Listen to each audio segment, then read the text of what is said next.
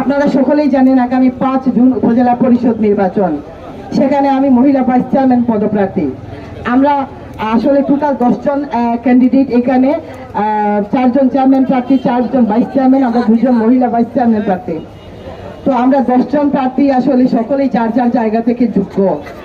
তার মধ্যে আপনারা বেছে নেবেন কে আপনাদের সেবায় নিয়োজিত থাকতে পারবে আগামী 5 বছর। আমি চেষ্টা করেছি গত 5 বছরে আপনাদের পাশে থাকার, এই উপজেলাবাসীর পাশে থাকার, কাছে থাকার। আমি চেষ্টা করেছি সকল সময় আপনাদের সুখে দুঃখে যাতে আপনারা প্রথমে আমার কথা স্মরণ করেন, প্রথমে আল্লাহ তাআলাকে স্মরণ করবেন, তারপরে যার কথা আপনাদের স্মরণে আসবে আমি চেষ্টা করেছি যেন আমার কথা আপনারা স্মরণ রাখেন। আমি তার ফল পেয়ে গেছি। আমি গত 5 বছর যে শ্রম দিয়েছি, দিনকে রাত করেছি, রাতকে দিন করেছি, সেই শ্রমের মর্যাদা আমি পেয়ে গেছি। জানি না আগামী 5 জুন রেজাল্ট কি হবে। রেজাল্ট হবে আপনাদের ভোটে, আপনারা হচ্ছে নসিলা, আর হবে উপরওয়ালার ইশারায়। কারণ হচ্ছে জনপ্রতিনিধিত্বকে কখন করবে সেটা আল্লাহ তাআলা নির্ধারণ করেন। যদি আমার নসিবে থাকে তাহলে আপনারা ভোট দিয়ে আমাকে নির্বাচিত করবেন, আর আমি আবার জনপ্রতিনিধিত্ব করব। আর যদি নসিবে না থাকে তাহলে অন্য কেউ করবে। তবে আমি এই পার নির্বাচনে বের হয়ে বুঝতে পেরেছি মানুষ এখনো ভালো মন্দের ফারাক বুঝে। আমি যে সম্মান পাচ্ছি রাস্তায় নেমে এবার নির্বাচনের জন্য, যে মর্যাদা পাচ্ছি তাতে আমি সন্তুষ্ট। আমি আল্লাহ তাআলার কাছে শুকরিয়া আদায় করি। আমি যে রাজার হালে ভাইস চেয়ারম্যানই করেছি আমার উপজেলায়, সেরকম হালে এখনো আছি। কোনো মানুষ রাস্তায় বের হওয়ার পরে, কারো কাছে ভোট চাইতে যাওয়ার পরে আজ পর্যন্ত কেউ কোনো কিছু, কেউ কোনো অভিযোগ অনুযোগ আমার কাছে করেনি। আমি নিজে রাজ সাক্ষী। আমি সেদিন কালীগঞ্জে গিয়েছিলাম কোনো একটা কাজে, নির্বাচনী কাজে। তো সেখানে গত নির্বাচনে আপনারা সকলেই আকরাম আলী স্যারকে চিনেন। তিনি মাইকের মধ্যে বলেছিলেন এই মেয়েটিকে নিয়ে এসেছি, সে আমার ভাতিজি। যদি তার কাছ থেকে আপনারা সঠিক সেবা না পান, যদি তার বিরুদ্ধে কোনো অভিযোগ অনুযোগ থাকে, আপনারা সকলেই আমাকে চিনেন, এখানে অনেকেই আমার ছাত্র, আপনারা আমাকে নালিশ করবেন। আমার ভাতিজি হিসেবে আমি বিষয়টা দেখব। সেদিন কালীগঞ্জে গিয়েছি, 3-4 জন মুরব্বী আমাকে ডেকে নিয়েছেন এবং বলেছেন যে আমরা 5 বছরে কোনো নালিশে কোনো খুঁজেই পাইনি আপনার। তো সেটা হচ্ছে আমার 5 বছরের রেজাল্ট আমি মনে করি। আমি গত 5 বছরে চেষ্টা করেছি প্রত্যেক মানুষকে সন্তুষ্ট রাখার। জানি না আমি কতটুকু করতে পেরেছি। স্বয়ং আল্লাহ তাআলা মানুষকে সন্তুষ্ট করতে পারেন না পুরোপুরি।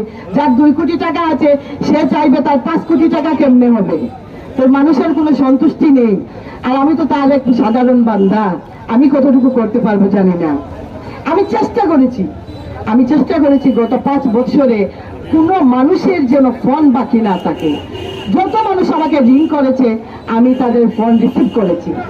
যখন আমি রিসিভ করতে পারিনি, আমি মিটিংয়ে ছিলাম বা বেনেটি ব্যাগের ফোন ছিল, গাড়ির সাউন্ডে শুনিনি, আমি রাত 12টা পর্যন্ত আমি ফোন ব্যাক করেছি। তারপরে যে 2-1টা ফোন রয়েছে আমি সকালে চা খেয়ে খেয়ে মানুষের ফোন ব্যাক করেছি। সেই ফোন নাম্বার আমার ফোনে সেভ হোক কিংবা আনসেভ হোক, সেটা হচ্ছে আমার মানুষের সাথে আন্তরিকতা, ভালোবাসার জন্য। আমি চেষ্টা করেছি যে আমার দরজায় গিয়েছে, অফিসে হোক বাড়িতে হোক, তাকে 10 মিনিট, আধা ঘন্টা, 1 ঘন্টা সময় দেওয়ার জন্য। আমি চেষ্টা করেছি আমি একজন বিচারক, একজন ওয়ার্ডের মেম্বার থেকে শুরু করে একজন সংসদের সদস্য পর্যন্ত প্রত্যেকেই একজন শাসক, একজন বিচারক। আমি চেষ্টা করেছি একজন সুবিচারক হবার জন্য। যত মানুষ আমার জন্য, আমার কাছে সালিশ বৈঠকের জন্য গিয়েছে, আমি চেষ্টা করেছি মানুষকে ন্যায় দেওয়ার জন্য।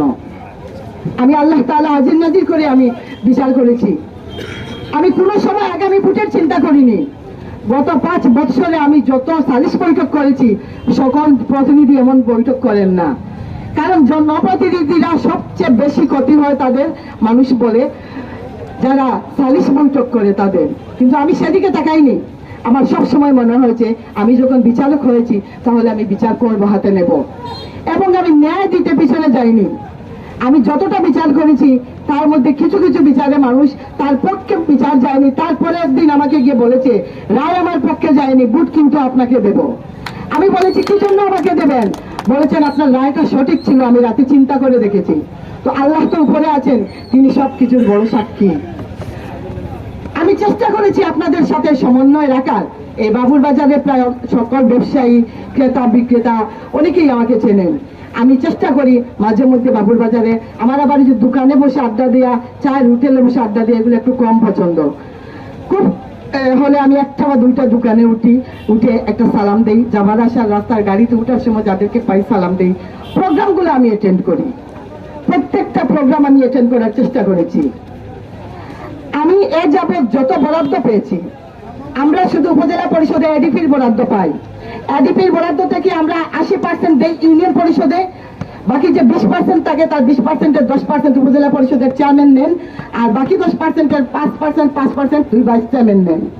তো 5%-এ মনে করেন আমরা 5 লক্ষ 6 লক্ষ টাকা পাই। সেই বরাদ্দটুকু আমি চেষ্টা করেছি প্রত্যেকটা ইউনিয়নের সমানভাবে বন্টন করার। আমি কিছু ডিপ টিউবওয়েল দিয়েছি প্রত্যেকটি ইউনিয়নে, আমি কিছু সেলাই মেশিন দিয়েছি প্রত্যেকটি ইউনিয়নে, এবং ছোট ছোট আরো কিছু বরাদ্দ আছে। আমি যা পেয়েছি আমি চেষ্টা করেছি প্রত্যেকটা ইউনিয়নের সমানভাবে দেওয়ার। কিছু ছোট ছোট গ্রামীণ রাস্তা করে দিয়েছি। টিআর কাবিকার যত কাজ হয়েছে এই উপজেলায় প্রত্যেকটি কাজ আমাদের একসাথে হয়েছে, আমরা চেয়ারম্যান ভাইস চেয়ারম্যান আলাদা করিনি, একসাথে টিআর কাবিকার কাজ হয়েছে। সুতরাং আমরা এই উপজেলার প্রত্যেকটা গ্রামে প্রত্যেকটা ওয়ার্ডে আমাদের হাতের কাজ লেগেছে। আমি যত কাজ করেছি আমি অফিসের রুল মেনটেন করে করেছি, কারণ আমি জানি আমি যদি কাগজপত্র সঠিকভাবে জমা না দেই, আগামী নির্বাচনে কেউ না কেউ আমার সাথে কথা বলবে, আমার উপরে আঙ্গুল তুলে কথা বলবে। আমি সেই প্রতিনিধি, আমি ভোটের আগে পায়ে ধরে সালাম করবো, ভোটের পরে সুযোগ পেলে কান ধরবো, সেই রকম মানুষ আমি না। আমি সেই প্রতিনিধি, আমি ভোটের আগে যেমন ছিলাম এই 5 বছর আপনাদের সাথে তার চেয়ে নমনীয় ছিলাম, তার চেয়ে কোমল ভাবে আপনাদের সাথে আমি ব্যবহার করেছি। এবারও আমি নির্বাচনে এসেছি, আমি গত নির্বাচনের পরে যত কাজ করেছি সকল কাজের মাস্টার রোল অফিসে জমা দিয়েছি, যাতে কেউ আমার উপরে আঙ্গুল তুলে কথা বলতে না পারে।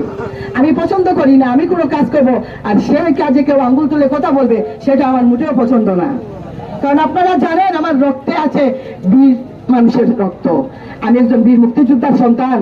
আমি যে পরিবারের পুত্রবধূ, আমার শ্বশুর মুক্তিযুদ্ধের সময় শহীদ হয়েছিলেন। আমি ছাত্রলীগের একজন কর্মী ছিলাম, যখন জকিগঞ্জের ছাত্রলীগে মেয়েরা যেত না ওই সময় আমি জকিগঞ্জের ছাত্রলীগের কর্মী ছিলাম, ওই সময় থেকেই আমার ভিতরে তেজ ছিল। আমি সব সময় চেষ্টা করেছি আমার উপজেলাবাসীর কল্যাণে আসার জন্য। কোনো মানুষ বলতে পারবে না কাউকে আমি আঘাত করে কথা বলেছি, দুঃখ দিয়ে কথা বলেছি। আমি সব সময় চেষ্টা করেছি মানুষকে খুশি রেখে আমি উপজেলাবাসীর সেবা করার জন্য, খেদমত করার জন্য। কারণ আমাকে আপনারা ভোট দিয়ে নির্বাচিত করেছেন, আমি আপনাদের নির্বাচিত জনপ্রতিনিধি, আপনাদের খেদমত করার জন্য আমি এখানে এসেছি, আর আমি সেটা করার চেষ্টা করেছি। আমার কিন্তু অনেক বড় বড় স্বপ্ন, আকাশ ছোঁয়া স্বপ্ন আমার ভিতরে।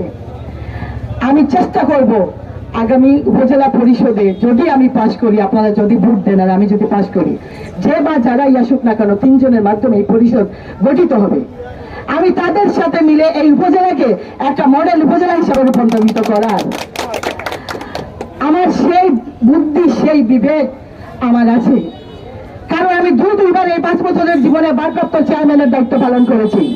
একবার চেয়ারম্যান সাহেব যখন কানাডায় গেছেন, আরেকবার তিনি অসুস্থ ছিলেন, তখন আমি ভারপ্রাপ্ত চেয়ারম্যানের দায়িত্ব পালন করেছি। এবং এই 2 টার্ম আমি ভারপ্রাপ্ত চেয়ারম্যানের দায়িত্ব সঠিকভাবে পালন করেছিলাম বিদায় আমাকে আবারও এবার উপজেলা পরিষদে চেয়ারম্যানের জন্য সকলে বলেছিল, আমন্ত্রণ জানিয়েছিল, বলেছিল আপনি ভাইস চেয়ারম্যান আসবেন না, আপনি এবার উপজেলা পরিষদের চেয়ারম্যান হিসেবে আসেন। কিন্তু আমি আসিনি, কারণ আপনারা সকলেই জানেন আমাদের দলের মধ্যে এখন 2-3টা অ্যাঙ্গেল হয়ে গেছে। তো আমি চাইনি এইরকম রাজনীতির শিকার হওয়ার জন্য। তবে আমি একবার আসবো উপজেলা পরিষদ চেয়ারম্যানের জন্য যদি আপনারা চান। এবার আমি ভাইস চেয়ারম্যানে এসেছি আপনাদের সেবা করার জন্য, খেদমত করার জন্য। আমি এসেছি এই জন্য কারণ গত 5 বছরে আমি যত অভিজ্ঞতা অর্জন করেছি এই 5 বছরে ভাইস চেয়ারম্যানই করে, সেই অভিজ্ঞতাকে কাজে লাগিয়ে আমি চেষ্টা করব আপনাদের সাথে আরো বেশি কমিউনিকেশন রাখার, আমাদের উপজেলার আরো বেশি খেদমত করার, আরো বেশি কল্যাণে কাজ করার জন্য আপনাদের আমার সেই অভিজ্ঞতাকে কাজে লাগাবো। কারণ আমি 5 বছরে জেনে গেছি কোথা থেকে আমি বরাদ্দ পাবো, কি পাবো, কতটুকু পেতে পারি, কোথায় আমার লিঙ্ক আছে, আমি কোন অ্যাঙ্গেলে দিতে পারবো কাকে, সেই সব আমার জানা হয়ে গেছে। আমি চেষ্টা করব আগামী 5 বছর যদি আমি নির্বাচিত হই আপনাদেরকে আবারও সুন্দর একটা উপজেলা দেওয়ার জন্য, এবং আপনারা আমার কাছ থেকে যা পেয়েছেন তার চেয়ে বেটার কিছু পাবেন সেটা আমি আপনাদেরকে বলতে পারি। আমি এই বাবুর বাজারে আজকে আমার খালি কলসি রেখে যাব, আমার প্রতীক হচ্ছে কলস। মেয়েদের পছন্দের জিনিস হচ্ছে কলস, আমারও অনেক পছন্দ। আমি সেই খালি কলসি আমি এখানে রেখে যাব। আপনারা আগামী 5 জুন আমি আশা করব, যদি আপনাদের মনে হয় আমি গত 5 বছরে আপনাদের সাথে ন্যায় করেছি, আমি সঠিকভাবে প্রতিনিধিত্ব করেছি, তাহলে আপনারা আমার খালি কলসি পরে আমাকে দিবেন, আমি আশা করব। কারণ আমি এই 5 বছরে কোনো মানুষের সাথে কোনো অন্যায় করিনি। এখন আপনারা বলতে পারেন উনি হবে চেয়ারম্যান, উনি হবে এমপি, উনি হবে ভাইস চেয়ারম্যান, আমরা কেন ভোটে যাবো ওই বন্যার মধ্যে, পানির মধ্যে, এটা সেটা বলতে পারেন। ভোট হচ্ছে আপনার, ভোট কি? ভোট হচ্ছে আপনার নাগরিক অধিকার। আপনি এই দেশের নাগরিক, সেজন্য আপনি ভোট দিতে যাবেন। আপনাকে কেউ বলে দেবে কোনো ভোট দিতে যাওয়ার জন্য? আপনি এই দেশের নাগরিক, আপনি এই দেশে বাস করেন, আপনি এই জন্য ভোট দিবেন। ভোট কেন দেবেন? আপনি ইউনিয়ন পরিষদের মেম্বারের কাছে যান একটা দস্তখতের জন্য, সিলের জন্য, সেই হক আদায় করার জন্য আপনি ভোট দিবেন। আপনি চেয়ারম্যানের সিল দস্তখতের কাছে যান, চেয়ারম্যানের কাছে, তার হক আদায় করার জন্য আপনি তাকে ভোট দিবেন। আপনার মেম্বারকে আপনার বাড়িতে ঝগড়া লাগলে, পাড়ায় ঝগড়া লাগলে, তাকে সালিশ বৈঠকের জন্য আপনি নিয়ে আসেন, আপনি সেজন্য আপনি তাকে ভোট দেবেন। এটা হচ্ছে আপনার নাগরিক অধিকার। আমি নামাজের সময় হয়ে যাচ্ছে, আমি আর সময় নিচ্ছি না। আপনারা সকলে আমার জন্য দোয়া রাখবেন, আগামী 5 জুন যেন আমি কলসি প্রতীক নিয়ে বিজয় লাভ করতে পারি এবং আপনাদের খেদমতে এবং কল্যাণে কাজ করতে পারি। ধন্যবাদ সবাইকে। আসসালামু আলাইকুম। জয় বাংলা।